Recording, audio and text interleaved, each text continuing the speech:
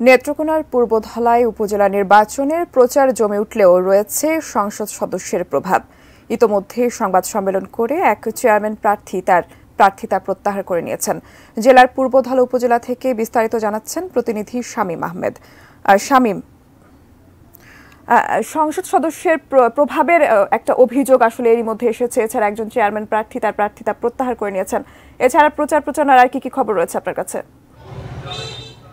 ধন্যবাদ টুম্পা। আপনি যেমনটি বলছিলেন, আমি এখন রয়েছি নেত্রকোনার পূর্বধলা উপজেলায়। নেত্রকোনা জেলায় মোট দ্বিতীয় ধাপে 3টি উপজেলায় নির্বাচন হবে, তার মধ্যে নেত্রকোনা সদর, পূর্বধলা এবং বারহাট্টা উপজেলায়। এরই মধ্যে আমরা পূর্বধলা উপজেলায় সংসদ সদস্যের প্রভাবের যে ব্যাপারটি, সেই ব্যাপারটি লক্ষ্য করেছি এবং ইতিমধ্যেই গত 14 তারিখে একজন চেয়ারম্যান প্রার্থী তার প্রার্থিতা প্রত্যাহার করে নিয়েছেন। কারণ হিসেবে তিনি আমাদেরকে জানিয়েছেন যে সেখানে সংসদ সদস্যের প্রভাবের কারণে তার কর্মীরা মাঠে কাজ করতে পারছে না, প্রচারণা চালাতে পারছে না। আমি এখন পূর্বধলা উপজেলায় রয়েছি। আমার পাশে এখন রয়েছেন আরেকজন চেয়ারম্যান প্রার্থী ATM ফয়জুর সিরাজ জুয়েল। আমরা ওনার কাছ থেকে, ওনারও অভিযোগ আছে সেই সংসদ সদস্যের প্রতি। আমরা যদি একটু জেনে নিতে চাই, সংসদ সদস্যের যে ব্যাপারটি বলছেন, এটি আসলে মানে কি, কেমন?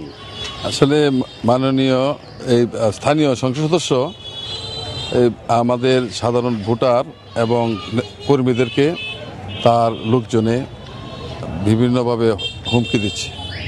যদি প্রভাবমুক্ত, এবং আমরা চাই প্রভাবমুক্ত একটা নির্বাচন হোক, সংসদ সদস্যের প্রভাবমুক্ত একটা নির্বাচন আমরা পূর্বধলাবাসী সকলে আশা করি। ইতিমধ্যে তো আপনি বলছেন যে একজন ক্যান্ডিডেট সে সরে গিয়েছে, তা আমরা সকলেই চাই যে একটা প্রভাবমুক্ত, সুন্দর, সুষ্ঠু, ভালো নির্বাচন হোক। সেই আশা আমরা অবশ্যই কাছে করি। ধন্যবাদ টুম্পা। আপনি শুনতে পাচ্ছিলেন যে আসলে এখানে প্রতিজন প্রার্থী চাচ্ছেন যে সংসদ সদস্যের প্রভাব থেকে মুক্ত হয়ে তারা নির্বাচন করে, নির্বাচন প্রচারণার মাধ্যমে, জনপ্রিয়তার মাধ্যমে তারা নির্বাচিত হতে চায়।